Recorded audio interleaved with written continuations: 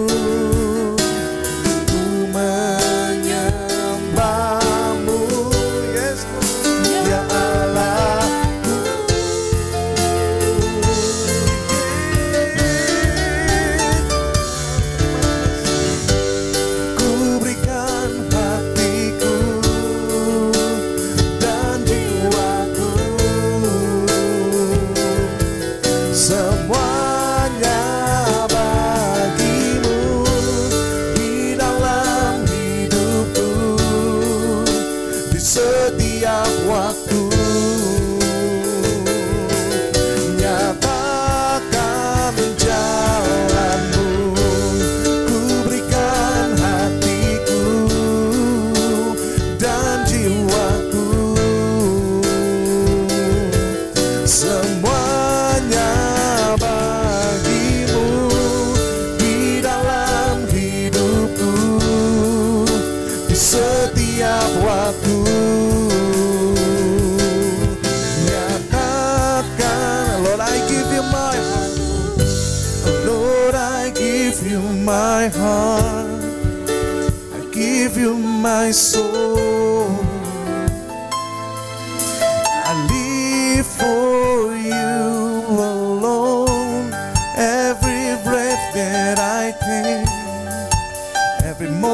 when I'm away. Lord, have your way. Lord, I give you my heart. I give you my soul. I live for you alone. Every breath that I give, every moment I'm away. Lord, have your ways in me.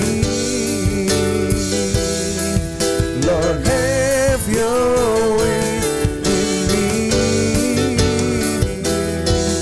Lord, have your ways in me.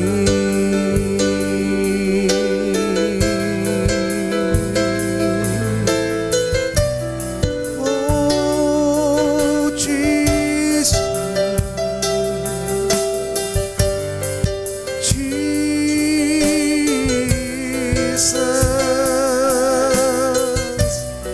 Oh, Lord, have your ways in me, Lord. Let your will be done in my life. Let your will be done. Biar kehendakmu terjadilah.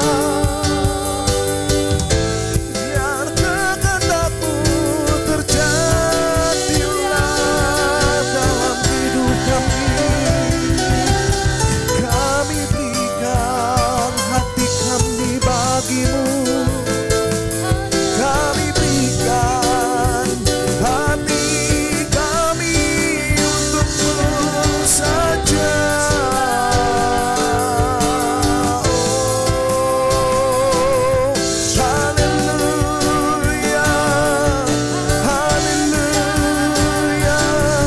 Terima kasih buat segalanya.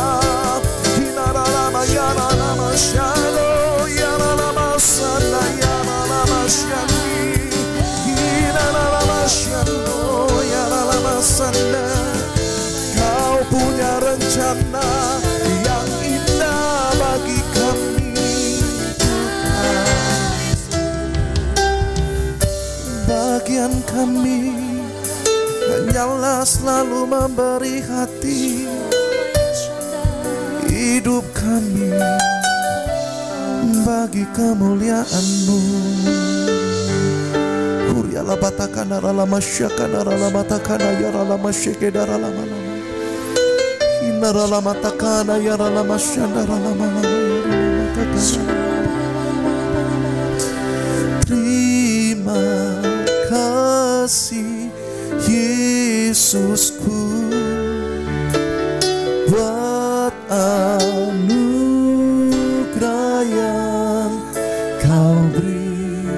Sebab hari ini Tuhan adakan syukur bagimu. Terima kasih Yesusku. Terima kasih Yesusku buat anugerah yang Kau beri. Sebab hari ini Tuhan adakan syukur bagimu. Kami ucapkan syukur kami ya Tuhan. Oh, terima kasih Yesusku buat anugerah yang Kau beri. Sebab hari ini Tuhan adakan syukur bagimu. Sebab hari ini Tuhan adakan syukur bagimu. Sebab hari ini Tuhan adakan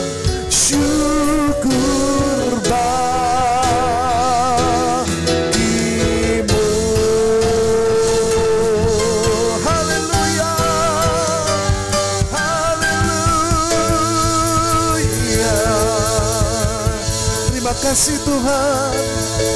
Hari ini Tuhan memberikan satu kesukacitaan, satu kelimpahan dalam hidup kami. Dan hati kami dipenuhi oleh damai sejahtera di dalam hadirat-Mu. Dalam nama Yesus kami berdoa. Haleluya. Amin. Haleluya. Mari kita bersukacita di dalam Tuhan. Kiranya damai sejahtera Tuhan, kebaikan Tuhan berlimpah-limpah atas saudara, saya dan kita semua.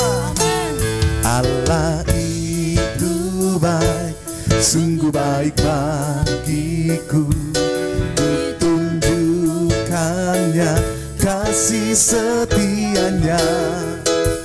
Dia menyediakan yang ku perlukan, menyatakan kebaikan, menyatakan kebaikan, menyatakan kebaikannya padaku. Sekali lagi katakan, Allah itu baik, sungguh baik bagiku. Ditunjukkannya kasih setianya. Dia menyediakan yang ku perlukan, menyatakan kebaikan, menyatakan kebaikan, menyatakan kebaikannya padaku. Kasih setianya, kasih setianya tak pernah dia tak pernah berubah saudara.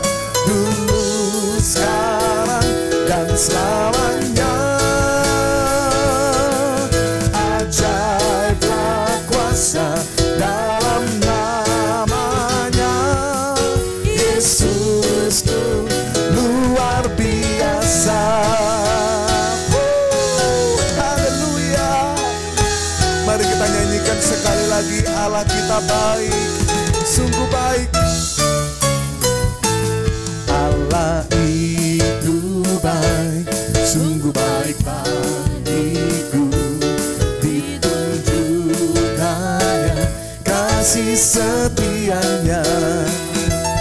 Yang menyediakan yang ku perlukan, menyatakan kebaikan, menyatakan kebaikan, menyatakan kebaikannya padaku. Sebab kasih setianya, haleluya, kasih setianya tak pernah berubah. Dulu, sekarang, dan selamanya. Ajaiblah kuasa dalam namanya. Yesusku luar biasa. Sebab kasih setianya, kasih setianya tak pernah berubah. Dulu, sekarang, dan selamanya. Ajaiblah kuasa dalam namanya. Yesusku luar. Ayo katakan sekali lagi bersama-sama, kasih setianya, kasih setianya tak pernah berubah. Dulu, sekarang, dan selamanya. Come on. Ajaiblah kuasa dalam namanya. Yesusku luar biasa. Oh, Yesusku luar biasa. Yesusku luar biasa. Yesusku luar biasa. Haleluya.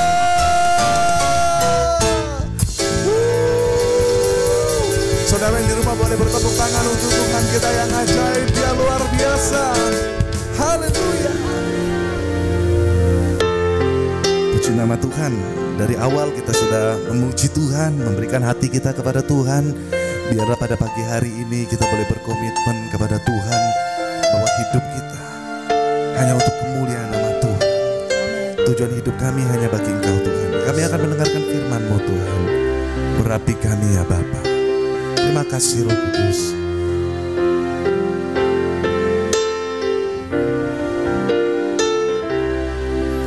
Tuhan, Kau sempurna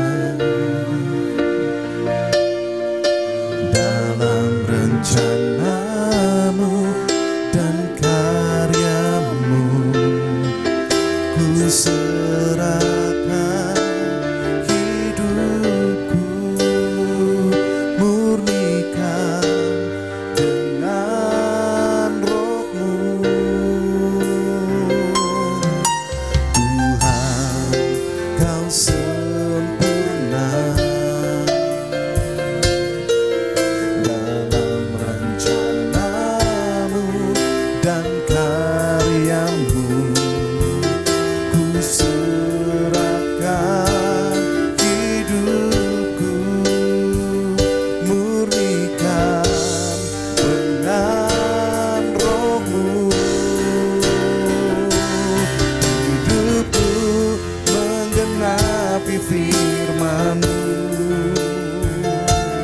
tanda mujizat sertai tiap langkahku. Kau bersamaku di dalamku, jadi bukti kebesaran-Mu. Hidupku menggenapi firman-Mu, tanda mujizat sertai tiap langkahku.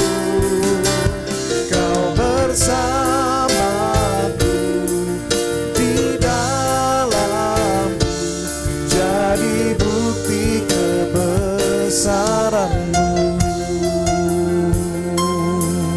Kau begitu sempurna ya Tuhan. Tuhan, Kau sempurna dalam rencana-Mu dan karya-Mu. Ku serahkan hidupku, murnikan dengan Roh-Mu. Sekali lagi katakan, Tuhan Kau sempurna. Tuhan, Kau sempurna dalam rencana-Mu dan karya-Mu. Ku serahkan hidupku, murnikan dengan Roh-Mu. Hidupku menggenapi firman-Mu, tanda mujizat sertai tiap langkahku. Kau bersamaku di dalamku, jadi bukti kebesaran-Mu. Hidupku menggenapi firman-Mu, tanda mujizat sertai tiap langkahku.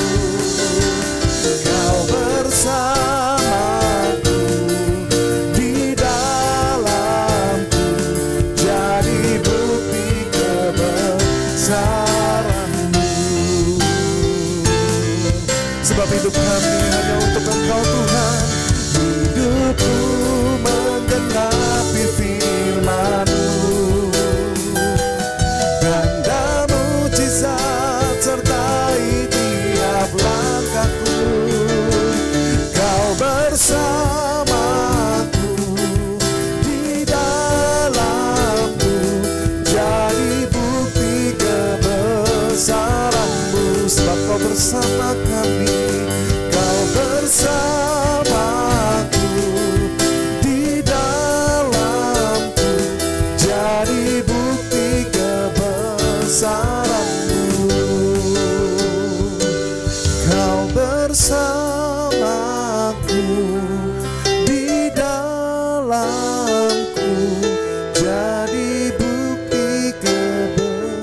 kebesaran-Mu.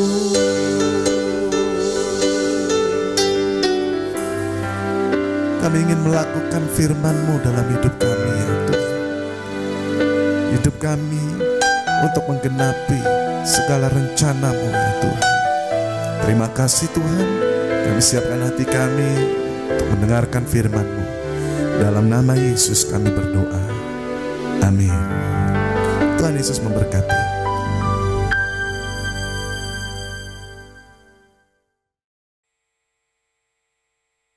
Shalom semuanya. Hari-hari ini kita sedang menantikan pencurahan Roh Kudus dari Pentakosta ketiga yang dahsyat. Perlu digarisbawahi bahwa Pentakosta ketiga sedang terjadi. Tetapi kita sedang menantikan pencurahan Roh Kudus dari Pentakosta ketiga yang dahsyat. Pentakosta ketiga adalah pencurahan Roh Kudus yang dahsyat di zaman ini, yang akan mengakibatkan penuaian jiwa yang terbesar dan yang terakhir sebelum Tuhan Yesus datang kembali. Pentakosta ketiga akan membangkitkan generasi Yeremia, yaitu anak-anak muda yang dipenuhi Roh Kudus, cinta mati-matian kepada Tuhan Yesus, tidak kompromi terhadap dosa, dan akan bergerak memenangkan jiwa. Pentakosta ketiga akan memberikan kuasa untuk menyelesaikan amanat agung. Setelah itu Tuhan Yesus datang kembali.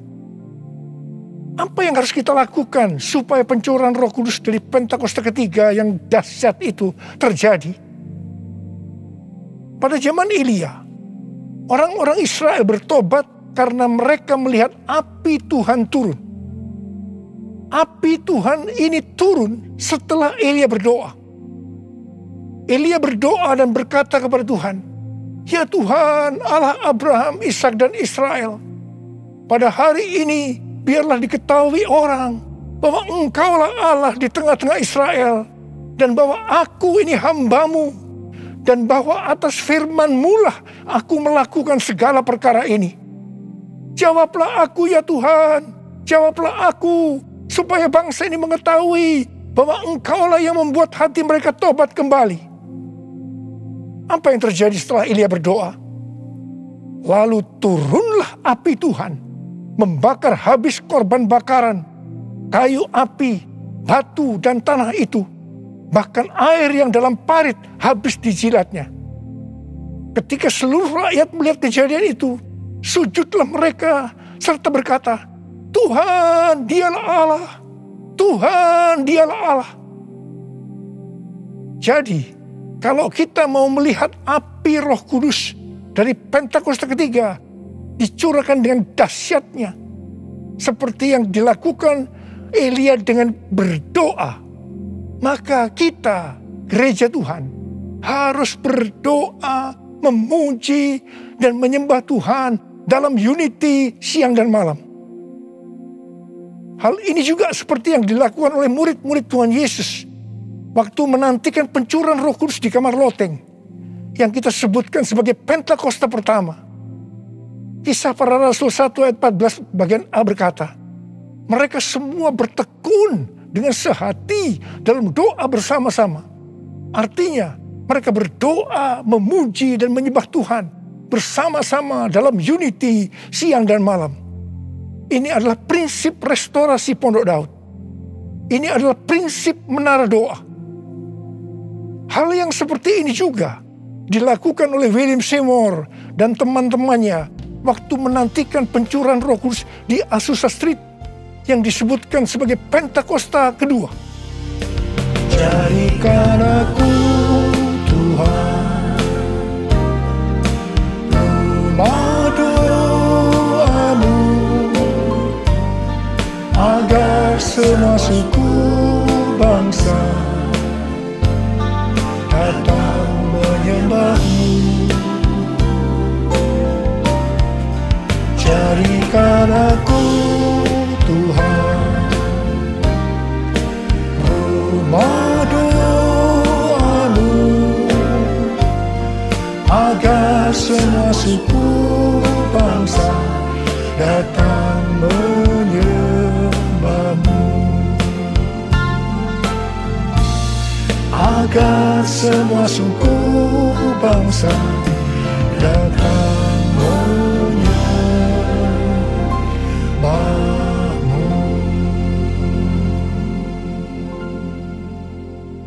Jalan Jenderal Gatot Subroto sudah berumur 33 tahun. DNA gerejanya adalah restorasi Pondok Daud yang didefinisikan sebagai prajurit-prajurit Tuhan yang gagah perkasa, yang mempunyai gaya hidup berdoa, memuji dan menyembah Tuhan dalam unity siang dan malam, dan melakukan kehendak Tuhan pada zaman ini. Jadi di sini kita melihat bahwa Tuhan mempersiapkan untuk terjadinya pencurahan Roh Kudus yang dahsyat dari Pentakosta ketiga melalui doa, pujian, dan penyembahan dalam unity siang dan malam. Ini berbicara juga tentang menara doa. Kitab Wahyu pasal 5 berbicara tentang keadaan di sorga.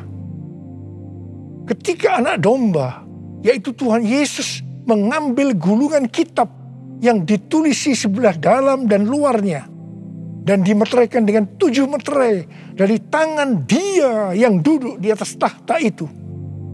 Karena hanya Tuhan Yesus saja yang bisa membuka gulungan kitab itu dan membuka meterainya. Maka tersungkurlah keempat makhluk dan ke-24 tua-tua itu di hadapan Tuhan Yesus. Ke-24 tua-tua itu masing-masing memegang satu kecapi dan satu cawan emas yang penuh dengan kemenyan. Itulah doa orang-orang kudus.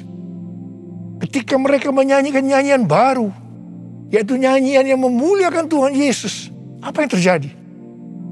Yang pertama, beribu-ribu laksa malaikat, makhluk-makhluk termasuk tua-tua itu juga meresponi nyanyian baru yang memuliakan Tuhan Yesus. Ini bisa diartikan terjadinya penuaian jiwa beribu-ribu laksa.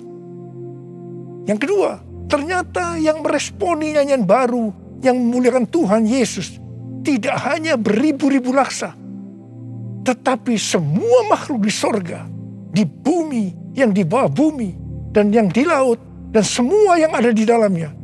Ini bisa diartikan bahwa setiap lutut bertelut, semua lidah mengaku bahwa Yesus Kristus itu adalah Tuhan. Haleluya!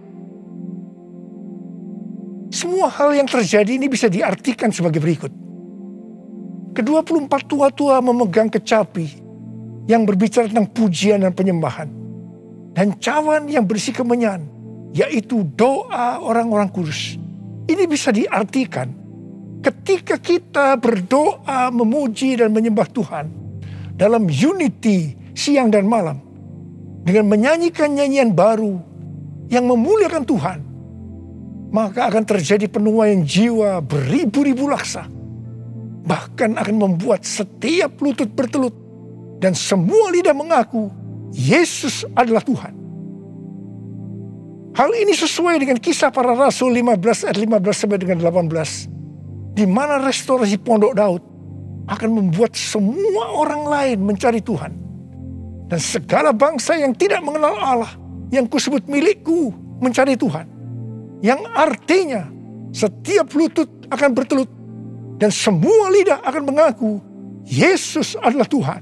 Haleluya! Tahun 2013 merupakan tahun yang bersejarah bagi GBI Jalan Jenderal Gatot Subroto. Mengapa? Alasan yang pertama, pada tahun 2013 Tuhan memberikan nama pencurahan Roh Kudus yang dahsyat yang akan turun di zaman ini sebagai Pentakosta yang ketiga. Alasan yang kedua, pada tahun 2013 di GBI Sukawarna Bandung ada tindakan profetik penyatuan cawan dan kecapi, di mana cawan berbicara tentang doa dan kecapi berbicara tentang pujian dan penyembahan. Penyatuan cawan dan kecapi secara profetik ini diwakili oleh Dr. Yonggi Cho dari Gereja Yoido Full Gospel Korea Selatan, yang mempunyai ciri menonjol tentang doa.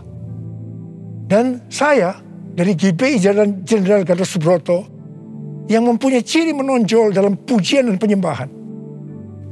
Tindakan profetik penyatuan cawan dan kecapi ini sebagai tanda dimulainya penuaian jiwa yang terbesar dan yang terakhir dengan adanya Pentakosta ketiga sebelum Tuhan Yesus datang kembali. Salah satu wujud dari tindakan penyatuan secara profetik cawan dan kecapi ini adalah pada tahun 2014, Hansai University memberikan gelar doktor kehormatan, doktor honoris causa di bidang teologi kepada saya. Meskipun Dr. Yonggi Cho dan istrinya Dr. Kim sudah dipanggil Tuhan, saya percaya penyatuan secara profetik cawan dan kecapi ini tidak dapat dibatalkan. Hosana, Hosana di tempat yang tinggi.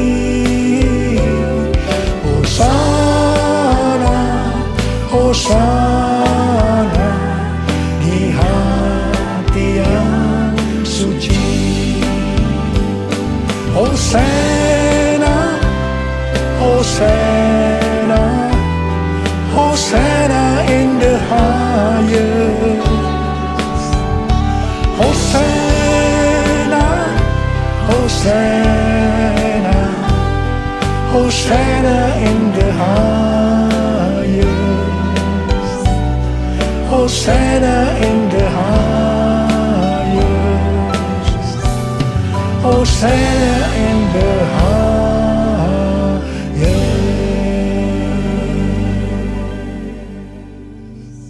Bukan kebetulan saat ini sedang dipersiapkan The Third Pentecost Azusa Street Prayer Tower atau menara doa Pentakosta ketiga di Azusa Street, atau disebut juga APT, untuk penuaian jiwa secara global.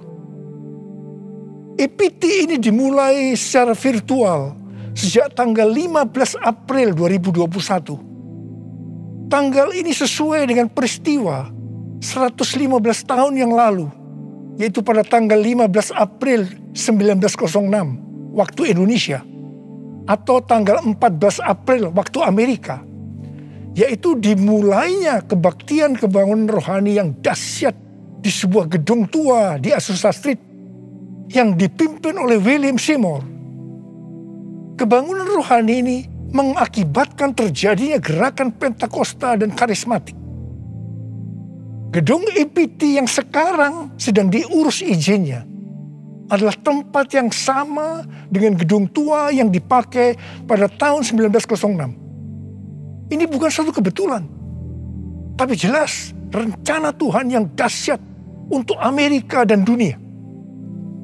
Perlu dicatat, Amerika adalah salah satu ladang misi terbesar dan terpenting di dunia, dan berpengaruh terhadap negara-negara lain, termasuk Indonesia. Karena itu bukan kebetulan kalau Tuhan memberikan APT ini. Kalau saat ini kita melihat kekristenan di Amerika, itu merupakan sesuatu yang mengagetkan. Menurut penelitian Dr. George Barna yang dirilis pada tanggal 6 Juni 2021, jadi masih baru, mengenai kekristenan di Amerika, didapatkan bahwa yang pertama, orang Kristen yang mempunyai pandangan yang ortodoks dan alkitabiah tentang Allah hanya 46%.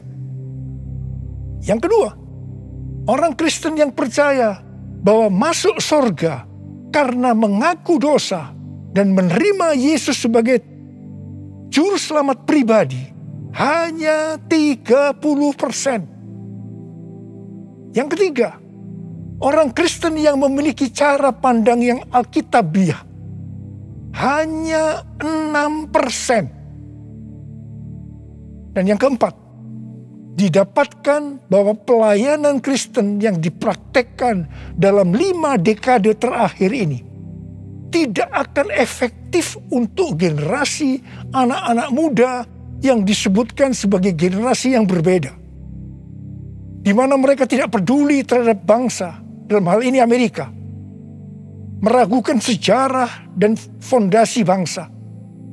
Mereka mahir dalam teknologi, bebas secara seksual, labil emosinya, dan campur aduk kerohaniannya. Kalau melihat data-data ini, jelas tanpa pencurahan Roh Kudus dari Pentakosta ketiga yang dahsyat tidak mungkin bisa memperbaiki keadaan kekristenan ini. Michael L. Brown, penulis buku yang mengungkapkan bahaya ajaran hypergrace, akan menerbitkan buku pada tanggal 19 Oktober 2021 yang akan datang dengan judul Revival or We Die. A Great Awakening is our only hope.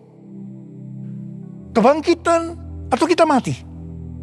Kebangunan besar adalah harapan kita satu-satunya. Kesimpulan dari buku ini adalah sebagai berikut. Amerika diambang kehancuran. Harapan satu-satunya adalah lawatan kuasa dan hadirat Allah. Untuk menyelamatkan bangsa, maka gereja di Amerika yang pertama harus menemukan kembali firman Allah yang terhilang. Yang kedua, memulihkan takut akan Tuhan. Ketiga, menyalakan kembali api kasih mula-mula. Dan yang keempat, mengobarkan kembali rasa lapar akan roh Allah. Kalau melihat ini, jelas Amerika membutuhkan lawatan Roh Kudus yang dahsyat dari Pentakosta ketiga. Karena itu Tuhan memberikan EPT, menara doa Pentakosta ketiga di Azusa Street. Hosana bagimu di tempat yang maha tinggi. Hosana bagimu Yesus di tahta maha kudus. Ku memujimu selalu, ku sembah kau selamanya. Sungguh Yesus ku cinta padamu. Hosana bagimu di tempat yang maha tinggi.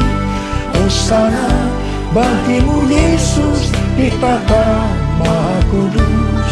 Ku memujimu selalu, ku sembah kau selamanya. Sungguh Yesus ku cinta padamu.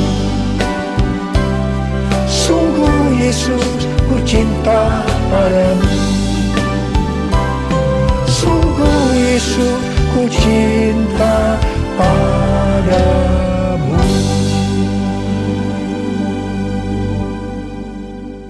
Kalau pada zaman Elia, orang-orang Israel bertobat karena melihat api Tuhan turun dengan doa Elia, maka pada hari-hari ini kita akan melihat penuaian jiwa yang terbesar dan yang terakhir, bangkitnya generasi Yeremia dan menyelesaikan amanat agung karena pencurahan Roh Kudus yang dahsyat dari Pentakosta ketiga. Karena doa-doa yang dinaikkan oleh gerejanya.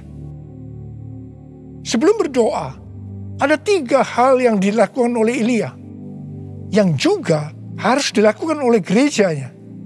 Yaitu yang pertama, Elia membuat mezbah dengan menyusun 12 batu yang melambangkan 12 suku Israel. Ini berbicara tentang unity. Dalam Yohanes 17 kita melihat doa Tuhan Yesus kepada Bapa. Tuhan Yesus berkata, Bapa, aku telah memberikan mereka kemuliaan yang kau berikan kepadaku, supaya mereka menjadi satu. Sama seperti kita adalah satu. Kalau mereka sudah sempurna menjadi satu, maka dunia akan tahu. Dunia akan percaya bahwa engkaulah yang mengutus aku. Dan bahwa engkau mengasihi mereka sama seperti engkau mengasihi aku. Ini berbicara tentang unity yang menjadi kunci utama dari penuaian jiwa. Karena itu gereja harus unity. Gereja harus bersatu. Gereja jangan menjelekkan satu dengan yang lain. Gereja jangan saling menyalahkan. Gereja harus bersatu dalam doa, pujian, dan penyembahan. Dalam unity siang dan malam. Untuk mendoakan pencurahan Roh Kudus yang dahsyat dari Pentakosta ketiga. Hal kedua yang dilakukan oleh Elia setelah mezbah dibuat, yaitu Elia meletakkan potongan-potongan lembu di atas kayu api yang ditaruh di atas mezbah sebagai korban bakaran. Hal ini bisa diartikan bahwa kita harus mempersembahkan korban kepada Tuhan. Sesuai dengan Roma 12 ayat 1 yang berkata, persembahkanlah tubuhmu sebagai korban persembahan yang hidup, yang kudus, dan yang berkenan kepada Allah. Itu adalah ibadahmu yang sejati. Kita yang dimeteraikan oleh Roh Kudus, karena kita bertobat dan percaya kepada Tuhan Yesus sebagai Tuhan dan Juru Selamat pribadi, adalah milik Tuhan Yesus. Kita hidup untuk Tuhan dan mati untuk Tuhan Yesus. Jadi baik hidup maupun mati, kita adalah milik Tuhan, bukan milik kita sendiri. Efesus 1 ayat 4 berkata, sebab di dalam Dia Allah telah memilih kita sebelum dunia dijadikan, supaya kita kudus dan tak bercacat di hadapannya. Karena itu, kita harus mempersembahkan tubuh kita sebagai korban yang hidup dan yang kudus di hadapan Tuhan. Itu artinya kita perlu mematikan perbuatan daging dan hidup dipimpin oleh Roh Kudus, supaya kita bisa hidup kudus dan berkenan kepada Tuhan.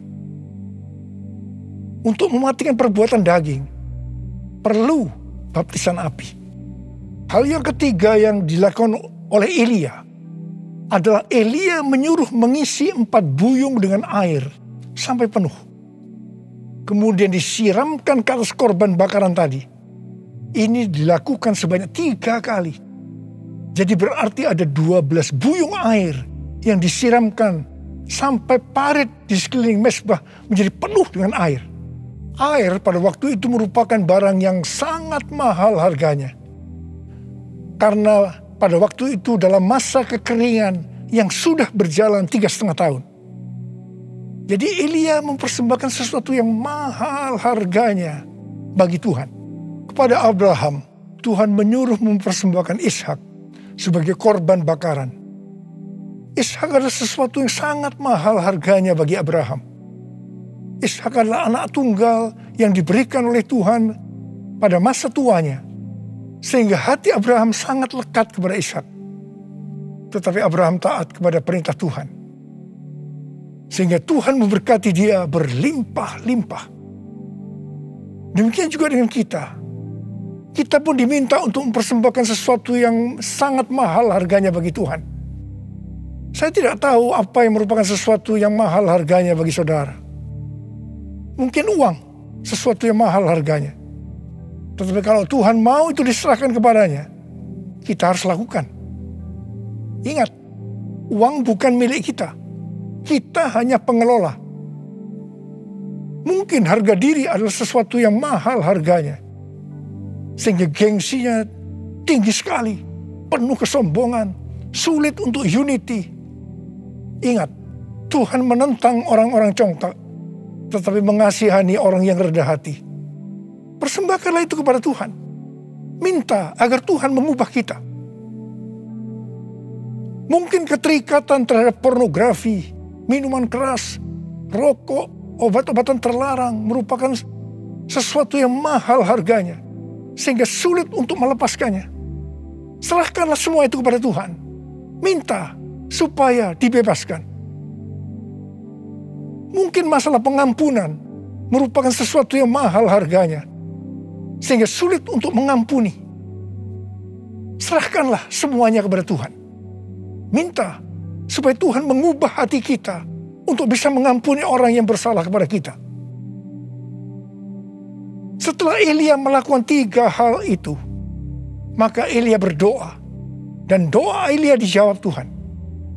Kalau kita sebagai gereja Tuhan mau melihat kebangunan rohani yang terjadi karena pencurahan Roh Kudus yang dahsyat dari Pentakosta ketiga turun, maka sebelum kita berdoa, lakukan 3 hal tadi. Saya percaya Indonesia akan dipenuhi dengan kemuliaan Tuhan. Dan lebih daripada itu, seperti yang dikatakan dalam Habakuk 2 ayat 14. Sebab bumi akan penuh dengan pengetahuan tentang kemuliaan Tuhan. Seperti air yang menutupi dasar laut, itu terjadi. Ada berapa banyak di antara saudara yang merindukan pencurahan Roh Kudus yang dahsyat dari Pentakosta ketiga itu turun, Sehingga akan terjadi penuaian jiwa yang terbesar dan yang terakhir sebelum Tuhan Yesus datang untuk kali yang kedua. Bangkitnya generasi Yeremia dan menyelesaikan amanat agung. Saya mau berdoa buat saudara. Mari angkat tangan saudara. Kita nyanyikan bersama-sama. Curahkanlah kuasa-Mu Tuhan. Mujizat terjadi di tempat ini. Curahkanlah kuasa-Mu Tuhan. Mujizat terjadi sekarang ini. Curahkan ya Tuhan. Curahkanlah kuasa-Mu Tuhan. Mujizat terjadi di tempat ini. Curahkanlah kuasa-Mu Tuhan. Mujizat terjadi sekarang ini. Mujizat terjadi sekarang ini. Mujizat terjadi sekarang ini. Mari kita berbahasa roh.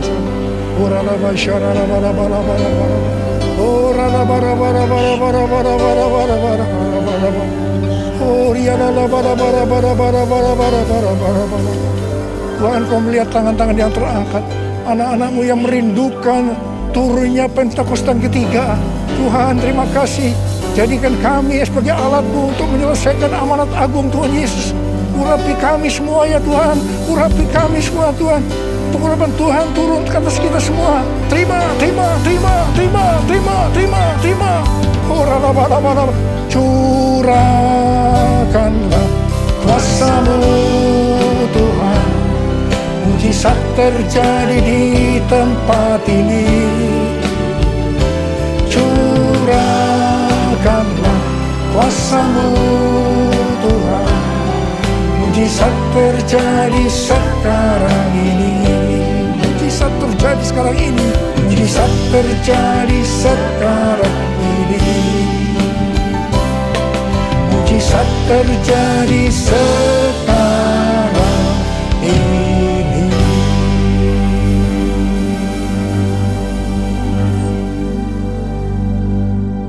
Mari saudara-saudara, kita akan masuk dalam perjamuan kudus. Kita akan mengingat ayat ini. Sebab setiap kali kamu makan roti ini dan minum cawan ini, kamu memberitahukan kematian Tuhan sampai Ia datang. Perjamuan kudus adalah perjamuan Tuhan Yesus sendiri.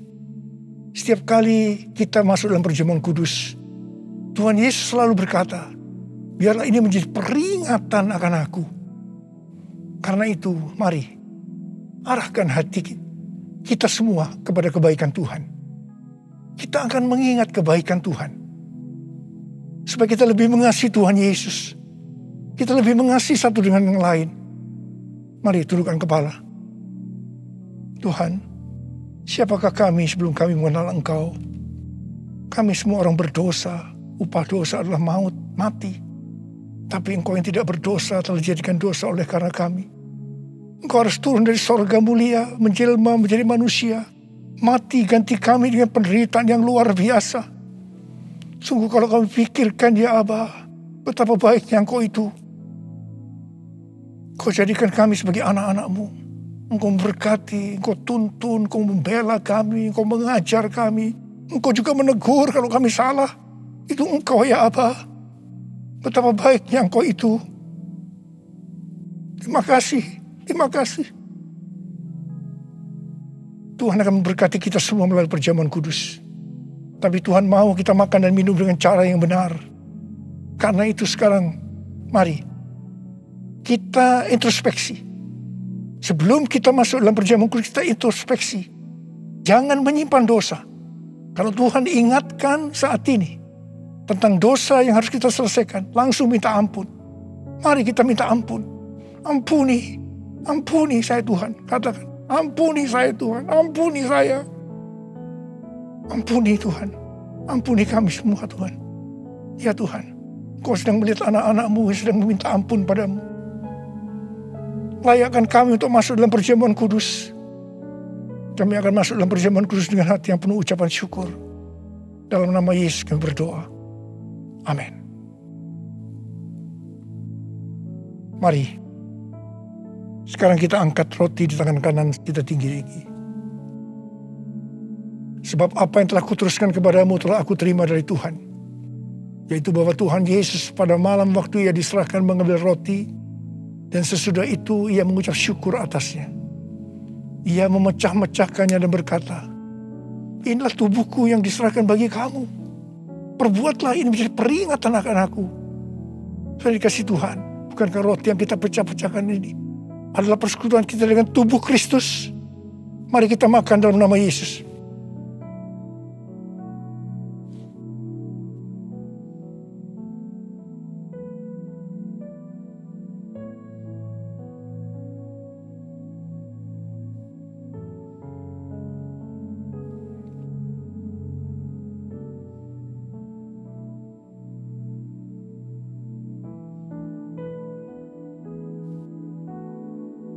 Angkat cawan di tangan kanan kita tinggi-tinggi. Demikian juga ia mengambil cawan sesudah makan lalu berkata, cawan ini adalah perjanjian baru yang dimeteraikan oleh darahku. Perbuatlah ini setiap kali kamu meminumnya menjadi peringatan akan aku. Saudara dikasih Tuhan, bukankah cawan pengucapan syukur yang ke atasnya kita ucapkan syukur adalah persekutuan kita dengan darah Yesus. Mari kita minum dalam nama Yesus.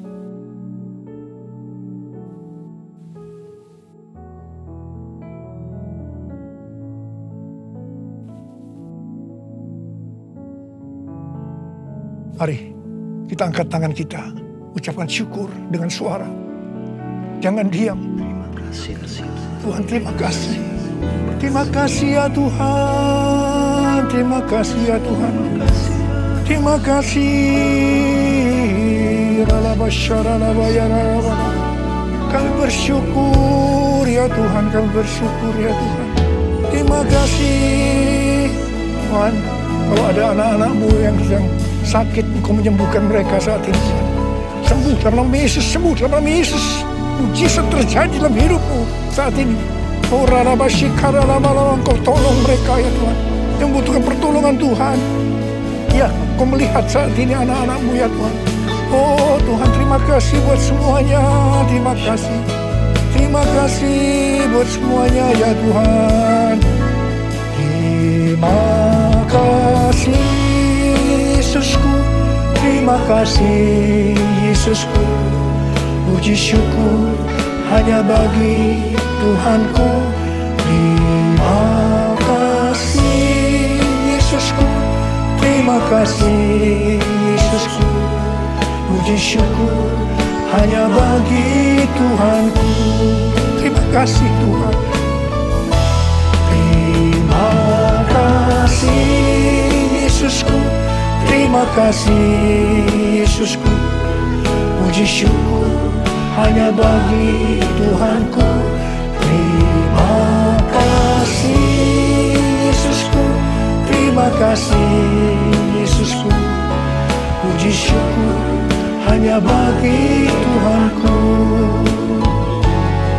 Puji syukur hanya bagi Tuhanku.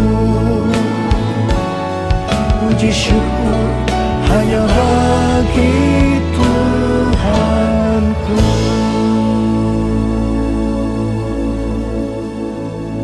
Terima kasih ya Bapa. Terima kasih ya Bapa. Terima kasih ya Bapa. Mari angkat tangan saudara. Terimalah berkat Tuhan. Kasih karunia yang berlimpah-limpah daripada Allah Bapa dalam Anak yang tunggal Yesus Kristus. Persekutuan yang manis dengan Roh Kudus menyertai saudara sekalian mulai hari ini sampai Tuhan Yesus datang menjemput kita di awan-awan dan bahkan sampai selama-lamanya. Yang percaya bersama-sama katakan amin.